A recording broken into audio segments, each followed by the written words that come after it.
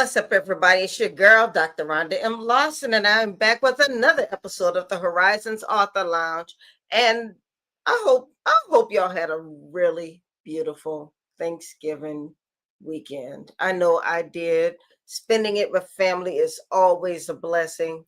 Um, Being able to just vibe and chill and just laugh and be thankful, it's just a wonderful feeling. So if you were able to spend time with one family member or 50 family members, just consider it a blessing.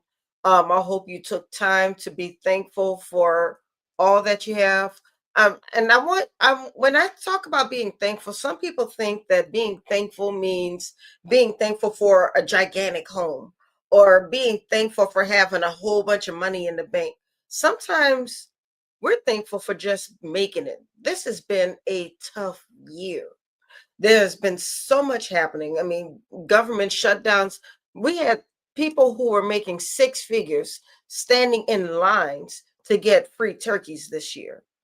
We had people who were making six figures who were um, getting assistance.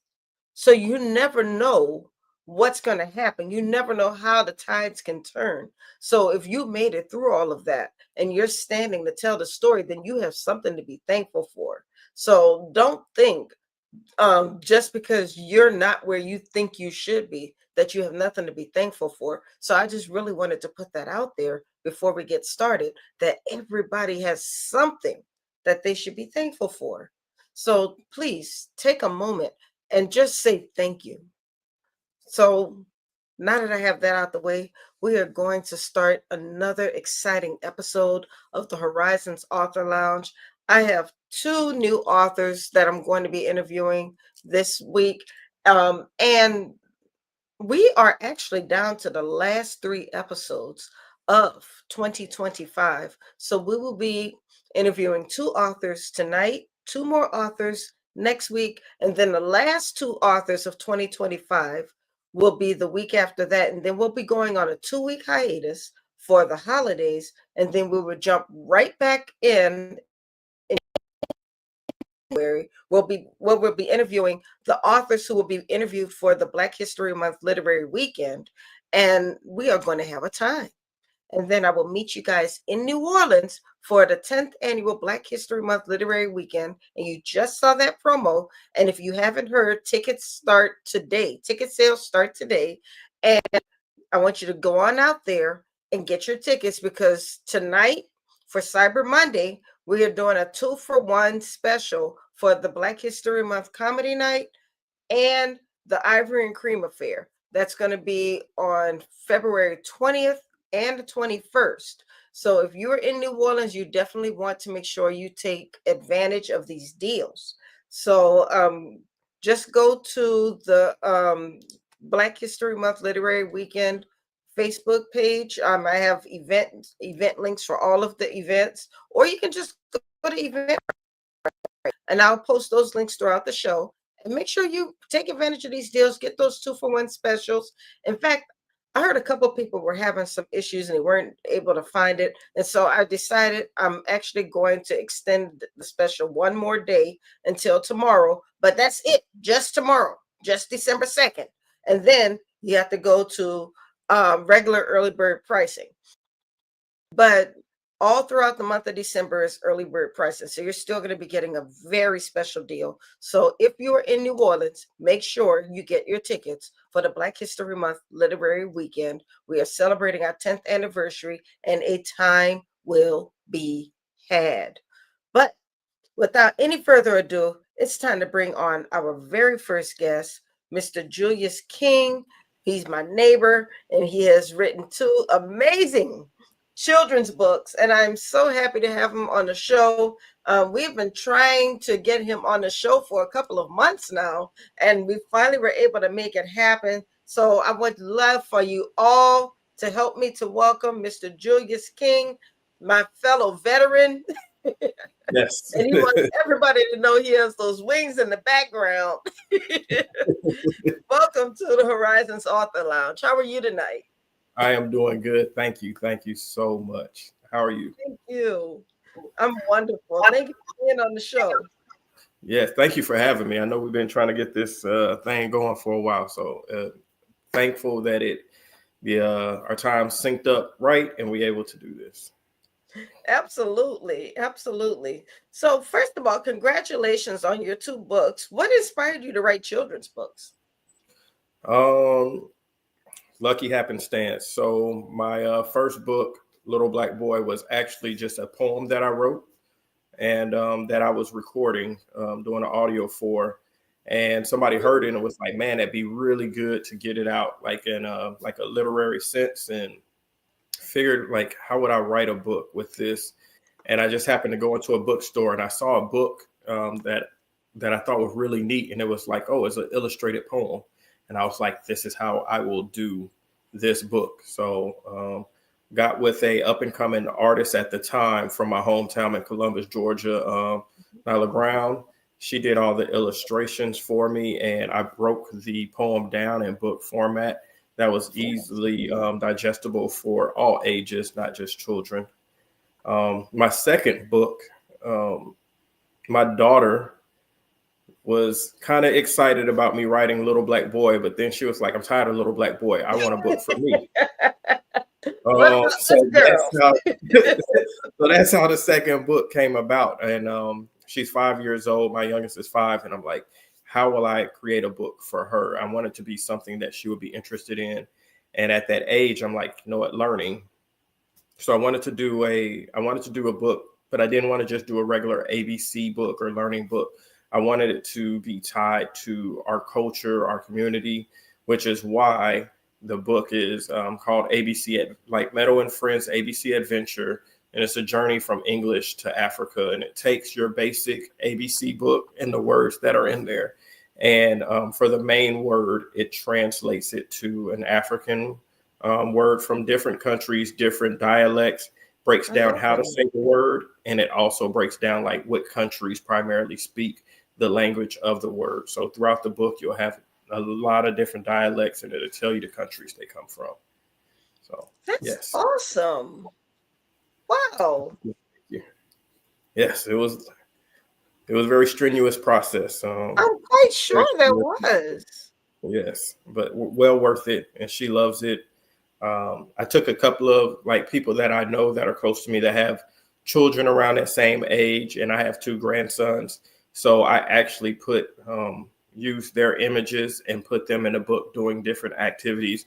So when they see the book, you know, my biggest thing is I want little Black children to be able to look at these books and see themselves in it, uh, Yes. and their likeness in it. And for the people that are close to me, like their children as well. If my daughter will be able to grow up and be like, I was in a book. That right there is priceless to me. I say all the time that representation matters. And Yes. when our kids can see themselves in a book, when they can see themselves in positive situations, they can also see what's possible for themselves. Yes, indeed. Yes, indeed. So very important to me. You know, just across, even with the book Little Black Boy, you know, it's a strong message of you can be whatever you want to be. And throughout the book, throughout the illustrations, not only is it just Black boys, but it's Black boys of all colors, if that makes sense, right? All different shades, because we do Yes. come in so many shades, and we grow up in these. We grow up in a world where, you know, you're too dark and you get made fun of, or you're too light and you get made fun of. But like this book shows different shades, and it's empowering to let little Black boys know they can be whatever they want to be, and they don't have to be what people tell them they have to be. Oh, that is huge. That is Yeah, huge because I don't know how old you are, but I grew up in a time where often, especially, well, girls too, actually, we were yeah, basically told what we were going to be. You're never going to be this. You're never going to be that. Or because we grew up in a certain time or in a certain place, we thought that that was a predictor of what we would be as we got older. yes, definitely right. So I just turned 43, um, but I saw it. My dad was in the military, so we did move around a little bit, but we stayed primarily in the South. I was raised primarily in Georgia, Texas, Louisiana. So definitely being from the South also, right? You get told, here's the limit of what you can be. And on the backside of that, if you exceed that limit within our own community, sometimes we cast a doubt on what a person like actually is. And when I say that, like the black card, right? Like if you're too smart, Yeah. you're not black. And I think that's something that, in my book, I wanted to make sure that I let people know, like, just because you talk correct, right? Just because you talk correct or I, where you're I was told from. that I was proper told. Yep. Yeah. Oh, you talk proper. Or, being from the South, when people from the South, they don't think we're as intelligent, right? They're like, oh, y'all sound slow, but we're just as smart, right? And the funny part is a lot of your people, like people from New York or Detroit or West Coast, if you talk to them and they're like, oh yeah, my grandmother's from Mississippi. We're all from the South at some point. What it seems like everybody just migrated out and changed their accent. But Right. no matter who you are, what you look like, what I'm saying, you can be whatever you want to be, whoever you want to be, and you don't have to be limited by what people tell you are. You're so much more. Absolutely. Absolutely. Now, I want to go back a little bit because you said that you kind of started this journey because you were voicing a book for another author. So are you a voice narrator? No, I was so I do poetry, and I did a poetry EP. So I have a poetry album out. Okay. Uh, yeah, everything right. So everything for me is just like God put me and gave me these opportunities. I call it, sometimes we call it luck, but I did a poem one time and I put it on Facebook and I just said the poem. And a friend that I've had for maybe 25 years is a producer. And he's like, hey, you mind if I, sample the voice in this poem and use it for this thing? And I was like, yeah. So he put a beat behind my vocals and it was like basically a whole song. So we put out, I'm like, man, I really like this idea. So then I'm like, I want to do an album.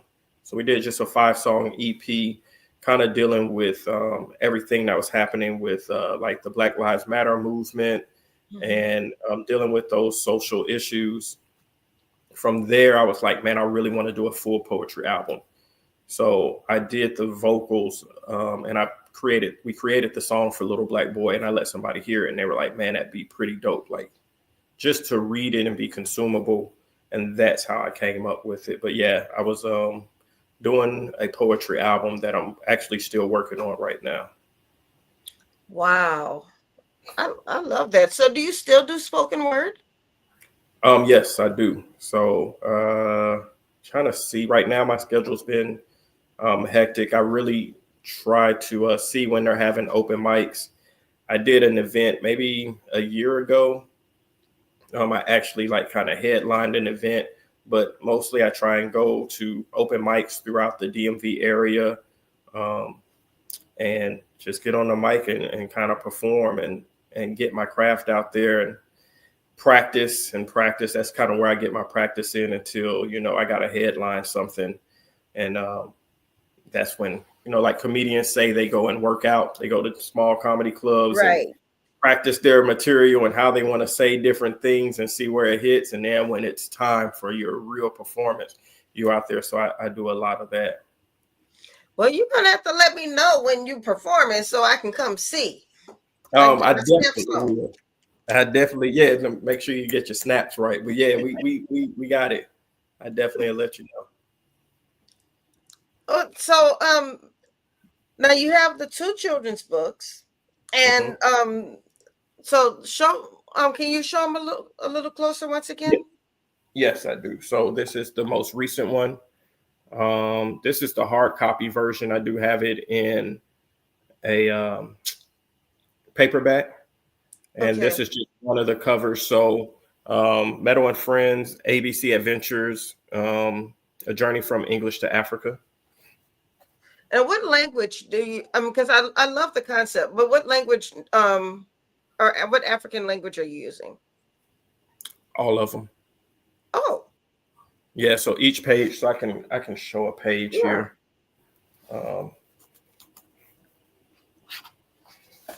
so we'll say this one That's right here. such pretty illustrations. Thank you, thank you. So this one is Afrikaans, Okay. right? So it'll show you that, but on another page. So we'll just go to the next page. Oh, I see where you're going. So each one has a different dialect in it, and definitely says um, where it's from, and then at the bottom, it has a sentence using that. Wow. Yeah. So a lot of research in that one because definitely don't want to Oh get that yeah. right wrong, and I don't want to offend Oh yeah, nobody. because our African brothers and sisters will get at you if you don't get it right.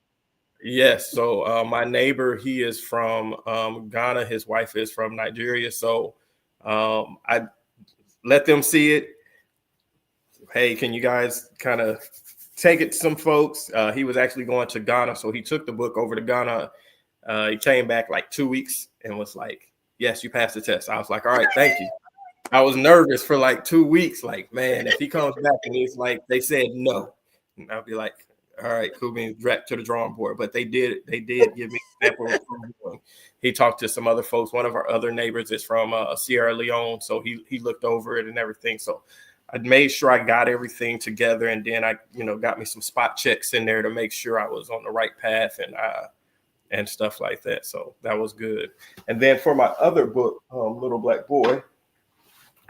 Um, so that is this one. Okay. Um, and again, right? So just different illustrations within. And I do have it kind of written out in the cadence of which I would have said the poem. Right.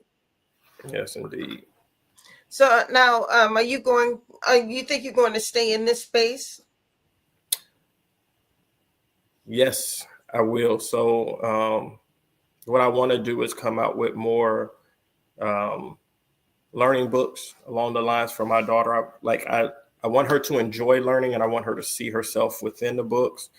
I still want to stay with the process of using children around her age that I may, whose parents I may know, to incorporate their kids in the book so they see themselves in it, and just taking different languages. And I definitely want to stay within the African, like in the continent of Africa and the different countries within. But I might try and explore different languages also, so it becomes twofold of not only just learning maybe like your shapes or your numbers or your colors, but also learning another language. Because what I've learned is even at this age, like they're teaching our kids at an early age Spanish, or some schools, depending on where you go, are teaching them French. So to make sure that that is put into the realm of it. But I also want to come out with with another book more along the lines for adults, to put my poems out there. Yeah. That's my first passion, and that's what I did start. It's just um, any poet will tell you they're probably their biggest critic is themselves. Yes. So when I have all my stuff together and I think it's almost ready, I'm like, nah, we're not there yet. And I'll either add or take away. So the process has taken a very long time to decide what poems I want to put in there. But that's also something that I want to do. Well, you're gonna have your hands full. You have the poetry space. You have the spoken word. You have Mhm. the books. And now is this your only thing, or do you have a day job as well? I do. I'm a consultant for Defense Health headquarters at Defense Health Agency. So So yes, you're a busy person. yes, and I kind of took a pause with it right now, but I also cater and chef, so I try to keep my hands in a bunch of different things. But yeah, I'm a busy person too, so I totally understand. But I'm gonna ask anyway. How in the world do you juggle everything? Um, so most people, it's organized chaos. That's what I'll say. Um, being from the military background, right? Air Force, we always say the key to air power is flexibility. It sounded corny, especially when I first came in, like, that sounds corny. But the reality is, it is being flexible is key. Um, I make schedules, but I don't stick to them unless something's super hard. And I allow myself the grace that if I don't finish something because I'm picking up something else, then I don't like beat myself down for it. And making sure that family gets the time that they need. Yes. And then understanding, a mentor of mine told me a long time ago, there's no such thing as true balance, right? Like splitting everything up evenly. She told me, give everything 100% when it's time. So if I'm with my kiddos, then that is their time and don't worry about nothing else. But when I go to work, make sure I'm 100% dedicated to that, unless there's an emergency somewhere else. When I'm focusing on my craft with my art, whether it be poetry or recording or working on a book, whatever time I'm going to give to that, give it 100%. And I think that before I used to try and do 5 different things all at the same time, and That's I hard. never, right. That's not only hard, but like I never gave everything 100%. Right. Let's say I'm trying to work on a book and spend time with my daughter at the same time, and I'm trying to cook an order for, some people who may order some food. The food may not get the love and attention that it did. I might not be seasoned as You done correct. burnt the food. You put some typos in the Yeah, book. Your right. your And daughter then, your daughter ran off into the next room. yep. Or she looked at me like, you ain't paying attention. Right. Right. Oh, hey, we're going to do this. And then communicate. Hey, at this time, I'm going to be doing this, or waiting till she's at school or not here, just whatever it may be, just trying to make sure that whatever you're going to focus on that one thing until you get to not completion, but your stopping point, or until you're ready to Right. move on to the next thing. And when you're ready to move on to the next thing, give it that. Give all of that to it. And then when you're done with that, move on to the next. But trying to do 15 things at once, then, if you divide 100% into by 15, I ain't got the math off the top of my head, but I know it ain't a high number. You're absolutely right. You're absolutely right. Yes. Well, I mean, that's some very good advice that you just shared right there. But I was just going to ask you what's next, and what is something else that you'd like to share with the audience? Um, what's next for me? Trying to figure out the next project right now. I won't say trying to figure out. I'm working on the album, working on a poetry album, and just performing. Going to do different open mics. I'm kind of in a transition. I'll probably be moving down to Georgia very soon. That's where I'm from. So You leaving us? I'm leaving y'all. I'm leaving y'all. Still be up here sometimes, but yeah, definitely going to get down to Georgia and be closer to family I get and it. stuff like that. So, You said but Columbus, Georgia, right? Columbus, Georgia, 706. Sorry, small plug for the hometown.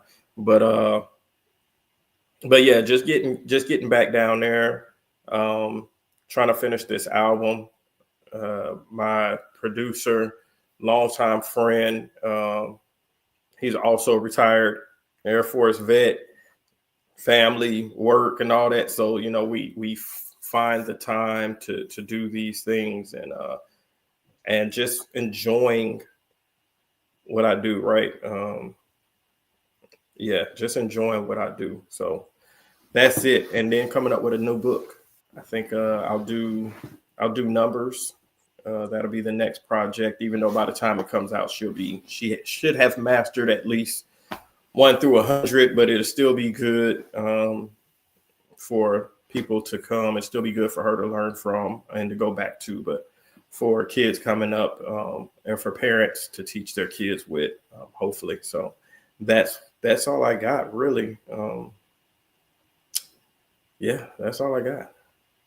Well, it still sounds like a pretty hefty schedule.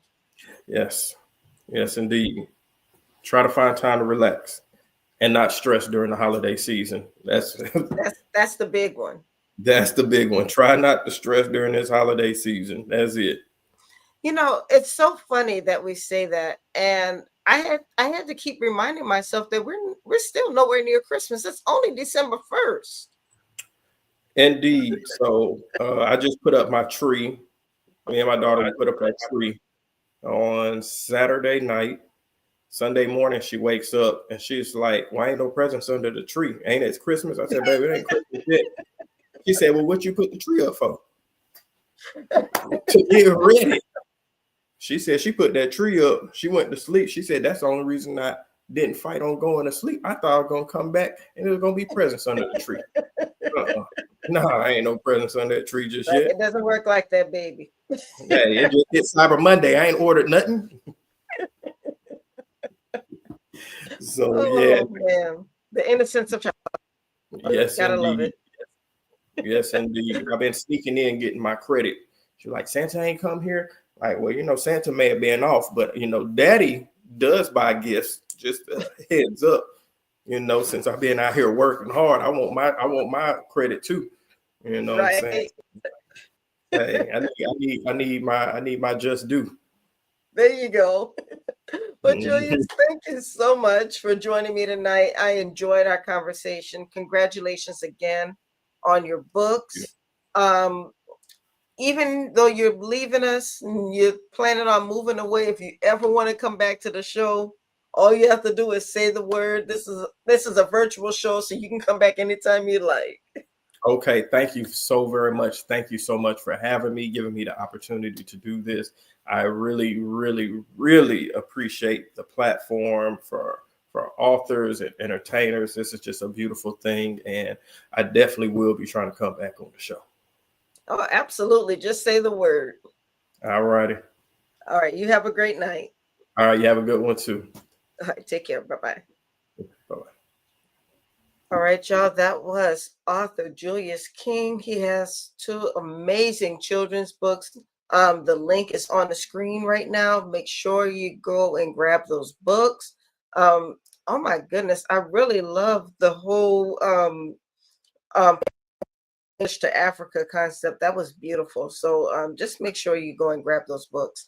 So I think our second guest is running a little late, but that is totally fine because I need to let you guys know that you guys are showing up and showing out.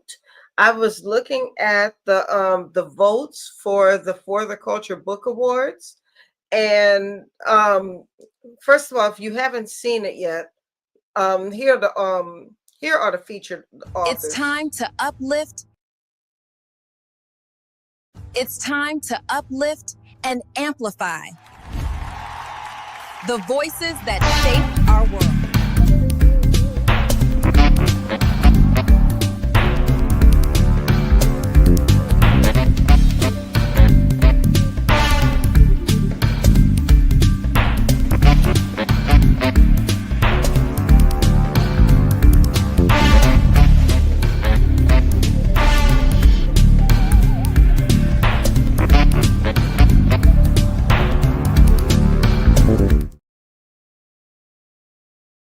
You have really been showing up for these authors. I checked the site just before I started the show, and there have been over 800 votes cast for these authors. And the top five switched so much. I'm not telling you who the top five are because they switched so much. I can tell you who the top five are, and it might change tomorrow. So I'm not even telling you who they are right now. But we still have about 14 more days of voting, and you can vote every day for your favorite author, and every vote counts. So if you think that your favorite author has it in the bag, they probably do not. So please make sure that you were going on every single day and voting for your favorite author, because we really want your authors to be successful. And just so you know, the votes are not the only way we determine the winner of this contest. The votes are only a piece of the total score. We are still going to be reading the books, and they're going to be judged by writing quality. They're going to be judged by the cover. They're going to be judged by how they pour into the culture. And then they are all going to be added together for a total score along with the votes. And that's how we choose the winners.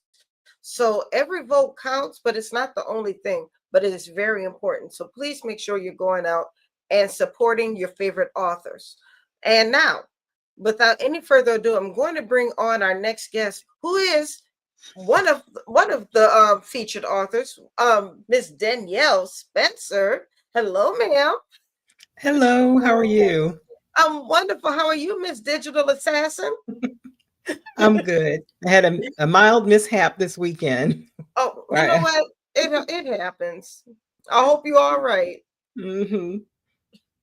That's good. Well, first of all, congratulations for being one of the nine authors who are going to be a part of the For the Culture Book Awards. I'm really excited for you. I want to see where your book lands. I hope you make it into the top 5. I said I'm not allowed to say who's top 5 and who's not, so I'm just telling everybody I hope you make it into the top 5. But your book is not just your normal relationship book. It's not just a normal adventure book. Your book just takes on an entirely different subject. So can you talk to us, what is Digital Assassins? And you actually have 3 Digital Assassin books. So the third book in the series, it's like a prequel, but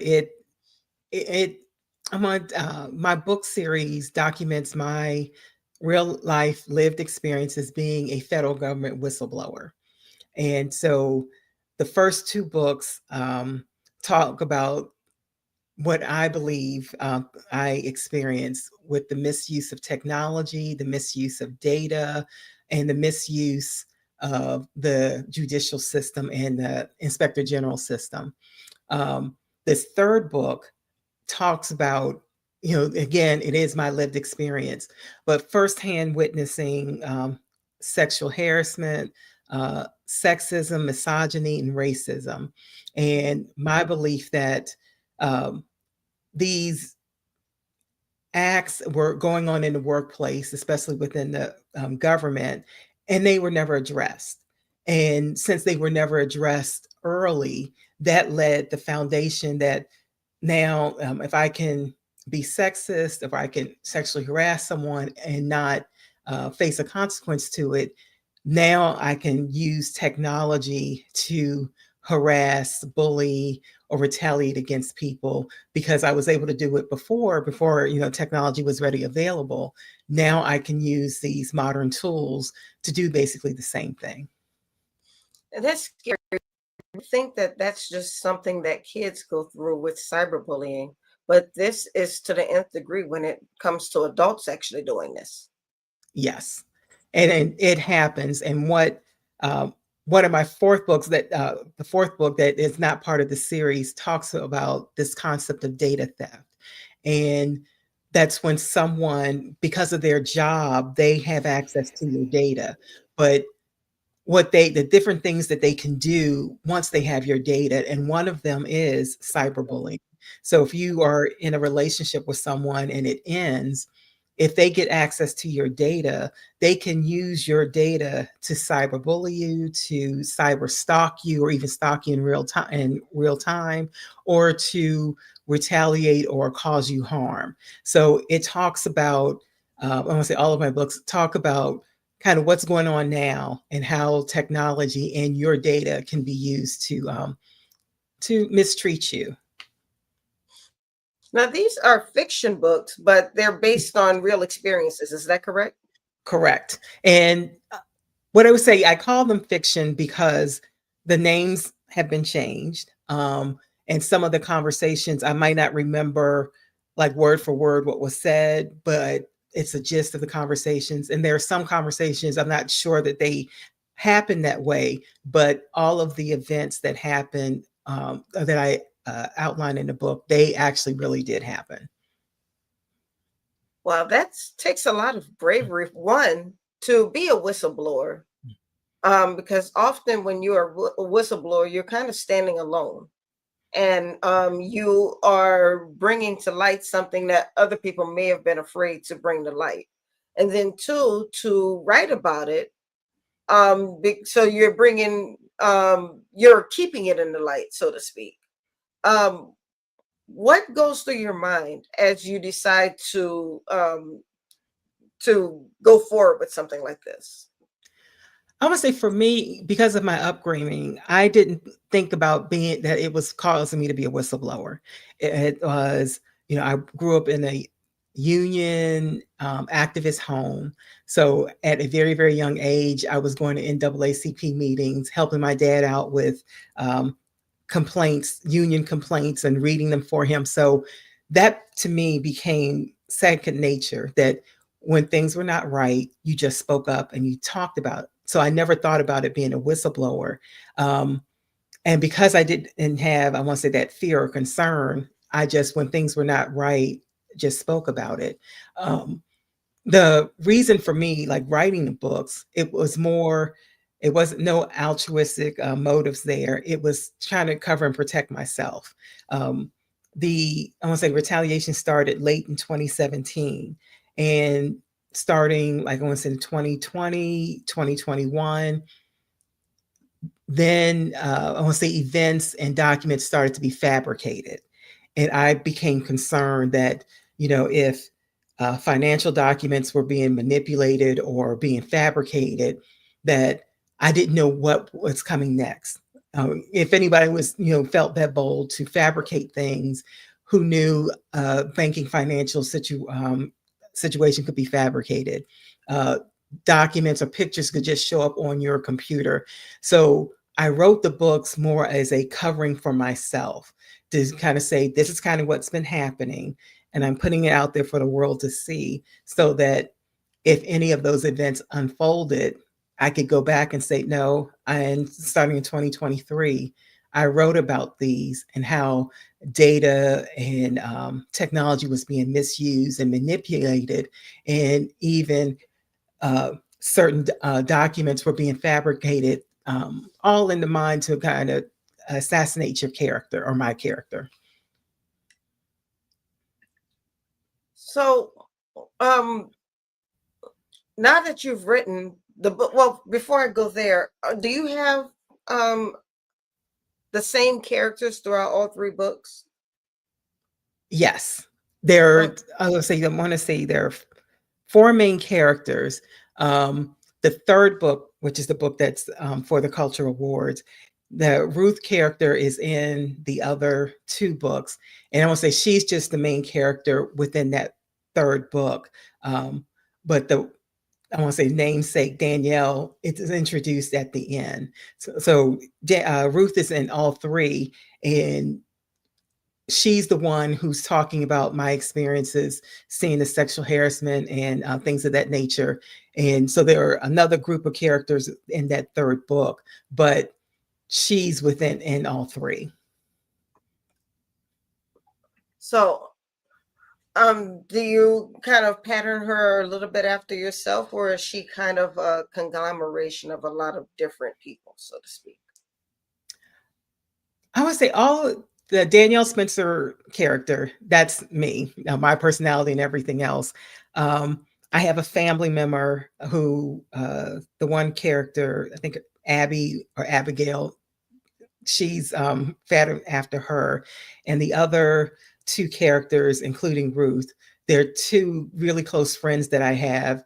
They're their character and their characteristics are patterned after them. They kind of knew when they read the books which one of them was which character, because I don't say it's obvious to them, because they know how they would speak and how they react to different situations.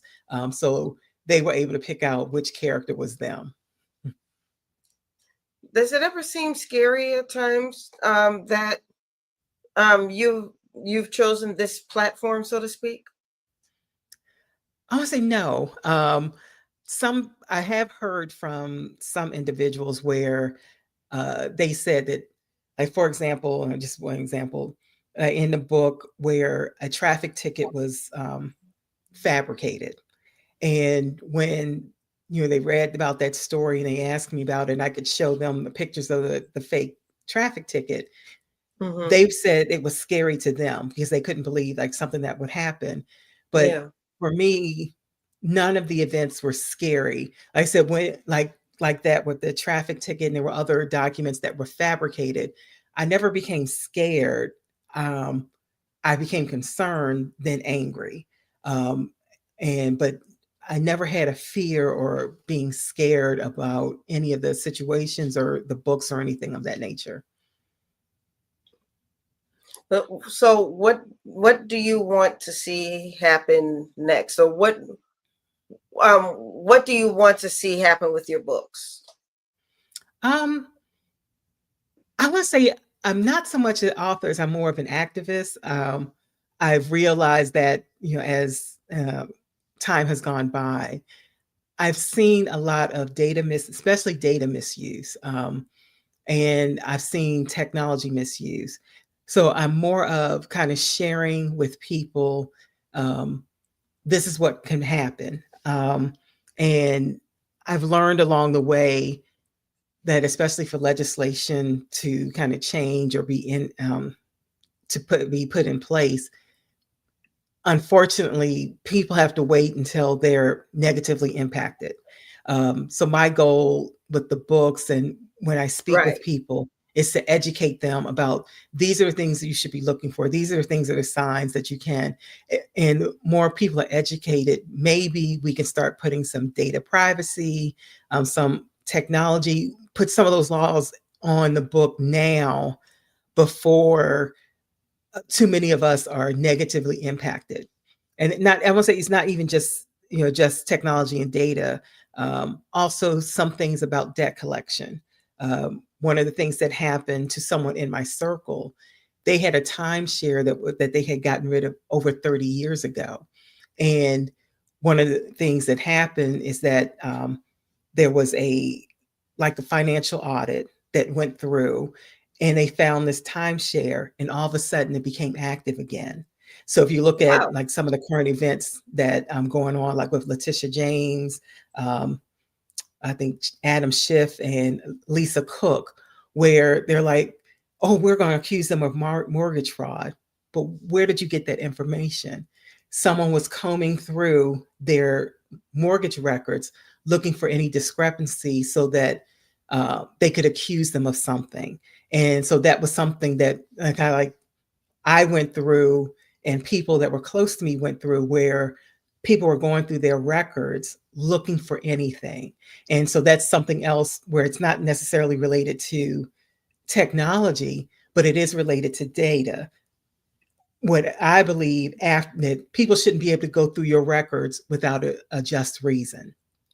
That's one thing. The second thing is there has to be time limits on anything. For example, like I said, I brought up that timeshare. Right. They had deeded it back, had given it back to the company over 30 years ago.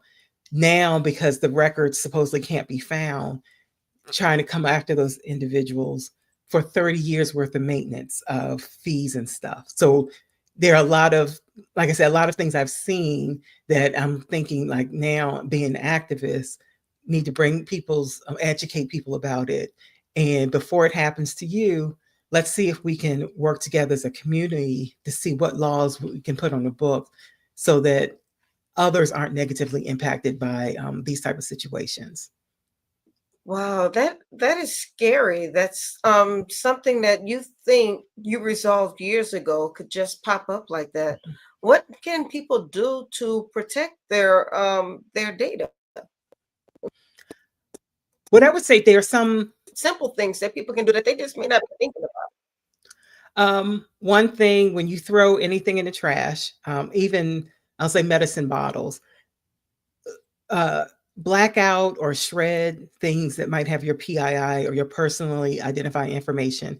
Black that out, shred it up, so no one, if they go through your trash, they're not able to find it. The other thing that's kind of simple but a little time consuming is get on a regular cadence of checking any type of account that you have, financial account, credit cards, if you have a car note, if you have a tax bill, anything, any type of account that you have, get on a regular cadence where you're checking them to make sure that everything's okay. So those, I want to say, those are two kind of small things that you can do to kind of protect yourself. And the third, I would say, is that if you know of a privacy or a data organization, there's one privacy organization that's associated with Georgetown University to support those organizations' efforts, because they're on the front line now fighting against surveillance, where basically almost anywhere you go now, there are cameras everywhere surveilling everything that we're doing, misuse of cell phone surveillance data. So also supporting those other organizations that are already on the front lines, thinking about how data can be misused, that would be helpful in helping protect not only yourself, but our community. Now, what do you say to some people? Because I know there's some people out there who they appear to just go overboard. They think that they always think there's somebody out to get them, so they just seem to go overboard.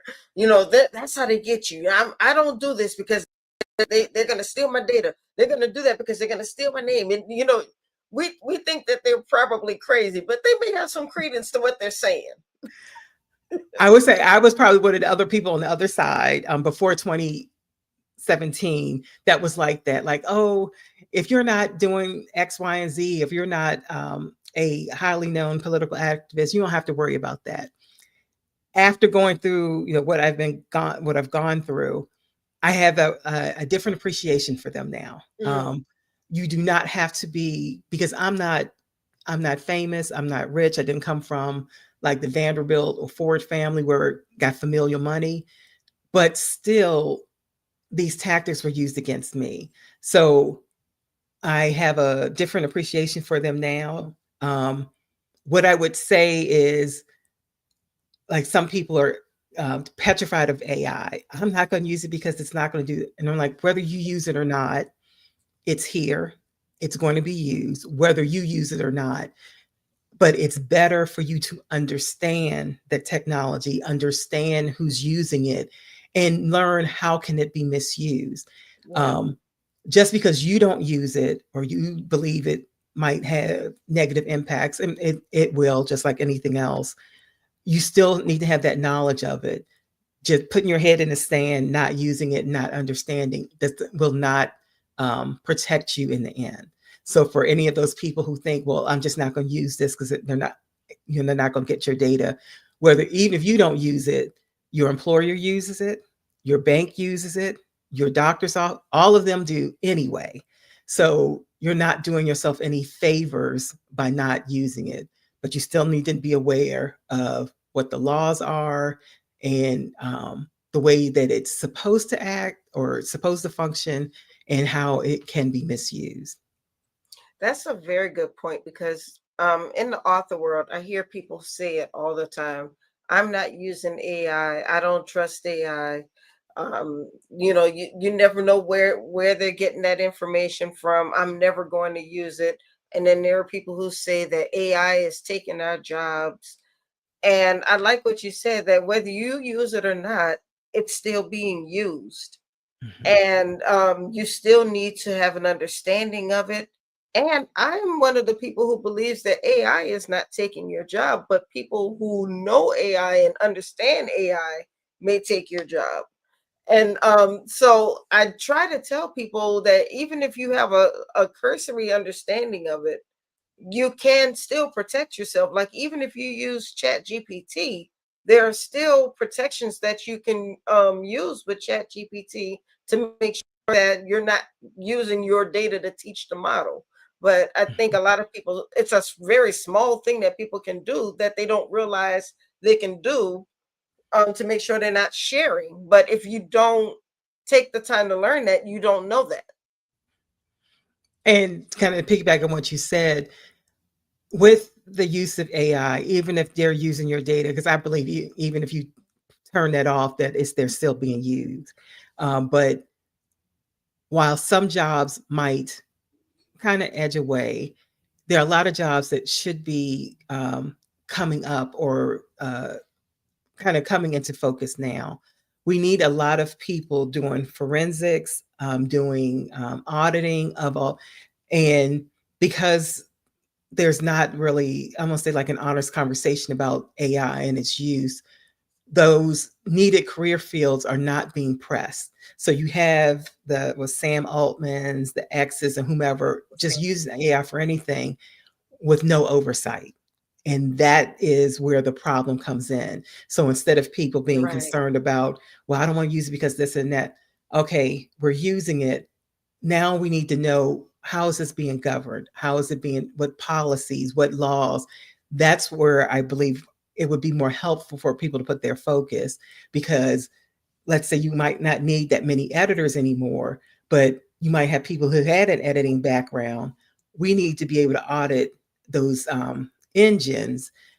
Are they doing it correctly? Well, where's this data going? Well, how do we, so that the jobs should be morphing or transitioning to something else. But we've got to have those honest conversations, not based in fear, but based in knowledge, so that we're not giving all our data over to these machines and they're doing whatever they want with the data. We just had a question come in from Walter Reed Stories. He said, do you think AI is used to track our data as well? I think you kind of answered that. Yes. But if you might want to just touch on that a little bit more. Yes. I think it's being used to do a lot of things. And again, because there is no policy, there's no governance structure set up, that's where I want to say the problem and the biggest hole and gap is. And that's kind of like, again, that's where our focus kind of needs to be. And we're using this. How do we govern and make sure it's not being misused? I will say I use AI a lot, but at the same time, I'm still very careful about what I use AI for. Like, I've seen people say that I put my entire credit report in AI to help me to identify something. I'm not doing that. I mean, I will, and I will take AI and I would say, and I might put some general information in there so I can get some ideas for something, or I might say, like for instance, with my Black History Month event, can you give me some ideas on how I can market my event? You know, I'll do things like that, or help me to outline this new book I'm writing. You know, doing things like that. But when it comes to very personal information, I feel like it knows enough about me. I'm not going to give it. I'm not going to give it my financial data or things like that. And I do the same thing about social media. As much as I'm on social media, there's still a lot of personal information that I'm not going to put on social media, and I treat AI the same way. So I think that in certain respects, I think people can still protect themselves by just not putting too much information in there. Yes. Again, because there is no governance, there's really no oversight, and not just with AI, but again, like you said, social media. And my personal opinion is set up that way on purpose because people make a lot of money. They're able to make a lot of money and do whatever they want because there's really no rules. But that's kind of where the conversation to me needs to go. We need to have some rules that govern not just AI, but also social media. There needs to be some rules that govern it so that people aren't able to do whatever they want, and whether, just speaking and whatever they want about anybody, but also taking your data and selling it to people or whatever. There really needs to be some rules that govern that these technologies. Great conversation. Well, just to remind everybody, we were talking with author and activist Danielle Spencer. She is the author of, should we call it a trilogy? I guess yes. Yeah, the trilogy, Digital Assassins. Do you have the books with you? Can you show them to us? I only have, I think, a copy of the third one. Okay, that's fine. Okay, so this is Digital Assassins 3, and this is the latest one. And you can get a copy at this website, daniellespencer.org. You can also get it on Amazon. And Danielle is one of the authors in the For the Culture Book Awards, and you can vote for her at www.mtwimagesolutions.com/contest hyphen 2020 contest 2025. The website is a little long, but it's on the screen right now. So just click that link and you can vote for Danielle, and you can go back every day and vote for her again. But I don't want you to just vote for her. I want you to also order her book and read Digital Assassins. The book is amazing, and it's very interesting. It's all about data security and how people can use data and how they can use digital media to kind of, would you say, bullying or to, or even I would go, it can be bullying or it could be cyber terrorism, where they're using technology to terrorize you. So I lived through it, so it's a real thing. it's so scary. Yeah, I'm really glad we had this conversation. It's very eye-opening. So thank you for sharing your story with us. I know this is the third in the series, and you said it's a prequel, but I feel like I need to go back. I need to read all 3 of the books. I don't know if I should start with this one, if I should go back and read the Digital Assassins 1 and then come back up. But I know I'm reading all 3 of them. So I already have my reading list, and all 3 of them are on there. So, but thank you for joining me tonight. Good luck in the contest. Best wishes in all that you're doing, and stay safe. You're always in my prayers. And I look forward to working with you a lot more. Okay. Thank you. All right. You have a wonderful evening. You too. Thank you. All right, y'all. We have reached the end of another amazing episode of the Horizons Author Lounge. We've met 2 amazing authors tonight. Please make sure that you support these authors. You can see they are really putting their foot into this literary industry, and they are bringing it. So please make sure you go out and support them, and make sure you go out and vote for these authors, and make sure you get your tickets. If you're in New Orleans, or you're going to be in New Orleans February 19th through the 21st, make sure you get your tickets for the Black History Month Literary Weekend. This will be our 10th anniversary, and we have a weekend packed with activities celebrating literacy, celebrating Black history, celebrating you. And I want you all to be a huge part of it. Here's the link on the screen. Make sure you click there. Look at the we're going to be highlighting, because there are going to be a lot of them. Make sure you get your tickets, because the first of all, the doggone Black History Month Comedy Night is going to be amazing. We're going to have comedian Steve Brown, Rod Minger. You might have seen both of them on Instagram, because their Instagrams are just blowing up, Instagrams and TikToks. Then you have Nicole Blue, my girl, my soror. She is hilarious. And then you have Christopher Columbus. All of them are part of the Greek Comedy Tour, who's been a huge friend to Meet the World Image Solutions. And I'm looking forward to working with all of them again. So I'm gonna see you guys. In fact, all of them have been on this show before, so I'm gonna have to show y'all some highlights. That's how funny they are. But we're gonna have a good time. So stay around for the ride. Remember, after tonight, there are only 2 more episodes this year, and then we're gonna take a 2-week hiatus, and then we'll be back in January 2026. So lots of great things happening. We have Black History Month. We have For the Culture Book Awards. We have Surprise Swipe Right. If you've not gotten your copy, make sure you get your copy. This book is amazing. And I'm not saying it because it's mine. I'm saying it because it's true. Get your copy tonight. Get it. And if you got it already, leave a sister a review so they know what I'm talking about. All right, y'all. That's all I have for tonight. I love you guys. Thank you so much. Have a wonderful evening. I hope you had a blessed Thanksgiving, and I'm hoping you're going to have an even more blessed Christmas season. Or I'm just going to say holiday season. Some of you may not celebrate Christmas. You may celebrate Hanukkah. You may celebrate Kwanzaa.